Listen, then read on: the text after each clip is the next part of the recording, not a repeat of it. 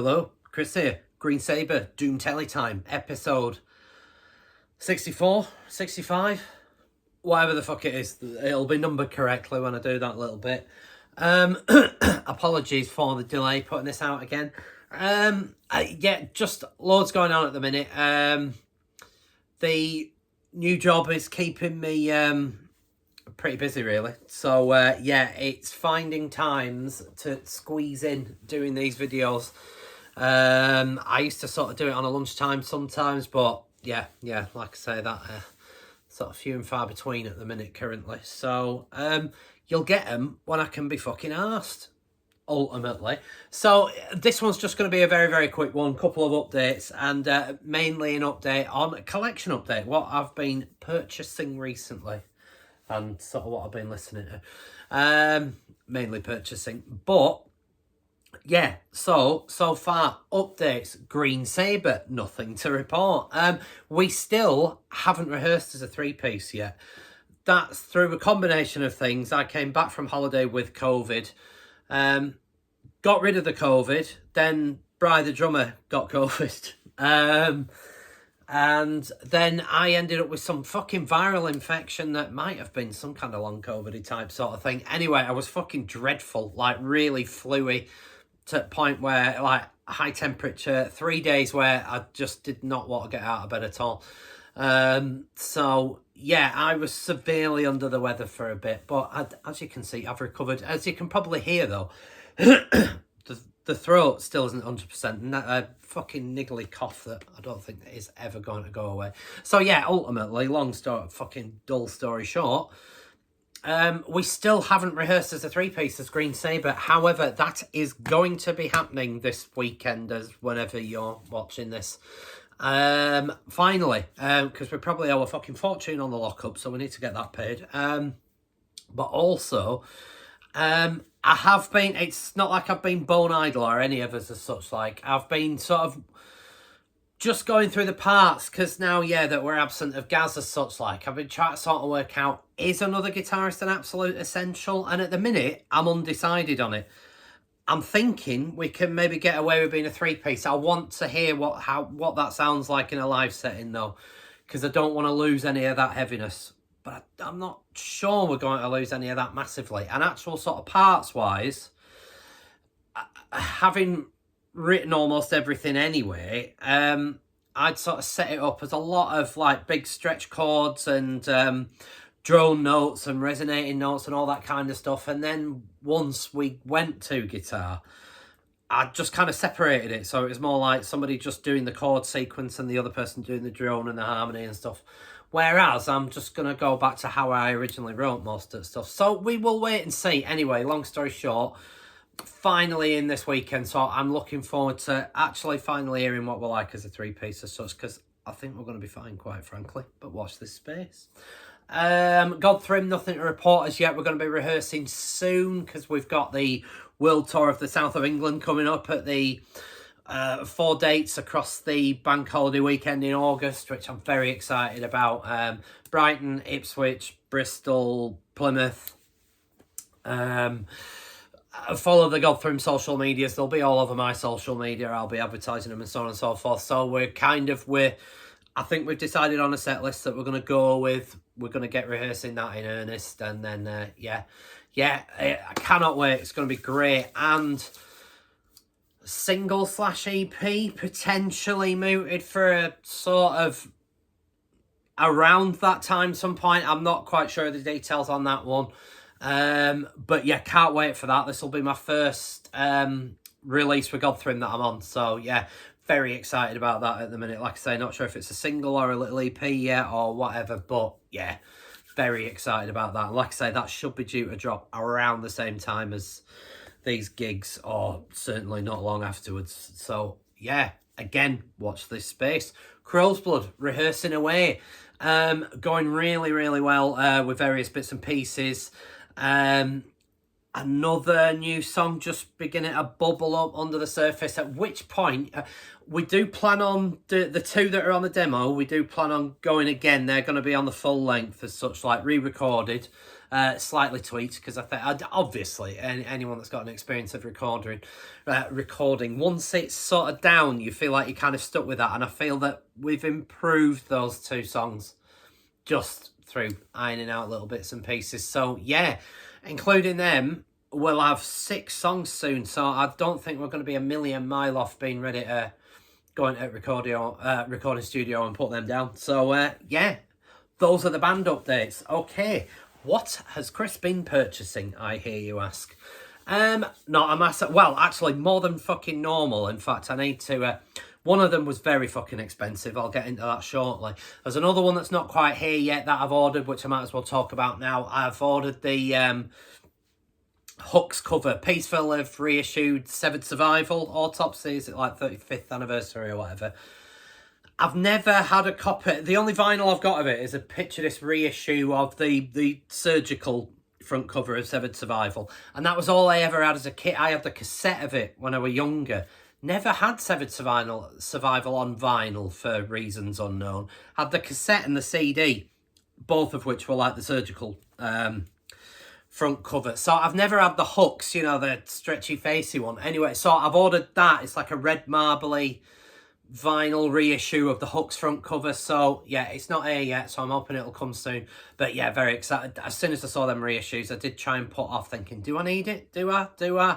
And because I've got absolutely fucking no willpower whatsoever, I decided that I did need it. So yeah, that's coming soon. So, but I've not got it here to show you yet. So I'll show you what I have got. Firstly, shout out Death Metal Dylan for putting this on my radar, making me aware of it, getting me to go and purchase it via him, and I was not disappointed. Daisy Cutter, with their self-titled full-length debut, I want to say. I could be wrong with that one. German band, I think. I don't know a massive amount about them. Like I say, Dylan put them on my radar, and I thought, well, he tends to know what he's talking about, so I'll give it a whirl. And I was not fucking disappointed. It's great. Proper HM2 fest. Really oozing in Dismember vibes in places, I would say. And it's fucking brilliant. Great. So, yeah, there you are. Little digipack setup, booklet, CD, of course. Tracks. Front cover. Thank you, Dylan. Like I say, I had not heard of this band, I will be honest, until Dylan mentioned them. And I'm glad that he did, because it's fucking magnificent, is this. I think it come out around January, February 2024 this year, or what I say. So far, this is going to be on my end of year list, I suspect. So, yeah, shout out Dylan for putting this on my radar. Cracking. What else have I bought? I'll sort of do it in order. Oh, I've been out, I think it was it Father's Day? We've gone into Halifax to go and do various things. I had to go and watch some fucking awful dinosaur production at the Victoria Theatre, but that's another story. The boy loved it, though. There's a record shop in Halifax, not far from the Victoria Theatre. I cannot remember what it's called. But anyway, I snagged myself this. I've been after it for fucking ages. I love it. I've had it on CD for years.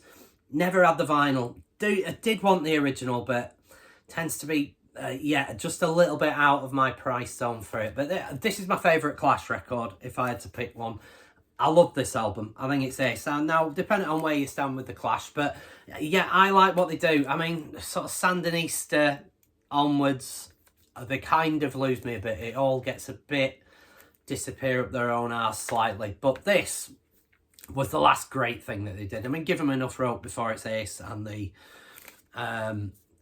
debut, of course, are fucking fantastic. But this is my favourite. I think it's got a really good mix of the sort of punky vibe that they had going. They were going more into like a sort of rock band, though, you can hear on this, but the ska vibes on it and so on. A little bit of rockabilly here and there. And I think it's fucking ace. So I managed to find myself a really nice... It is a reissue, yeah. Is it like a 2013 reissue, just on black vinyl, so I won't bother showing it yet. But, yeah, cracking. Finally got it on vinyl. Decent price, so I was well happy with that. That was a decent price. This was anything fucking but. And Lee in CROWSBLOOD, shout out Lee, managed to find a much cheaper copy via, so I didn't shop around enough, basically. So he's got a cheaper copy coming.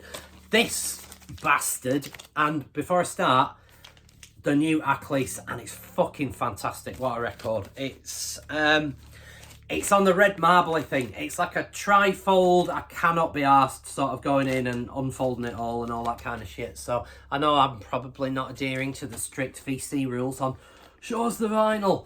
I can't be fucked getting it out. But yeah, it's the limited red marbly swirly thing with the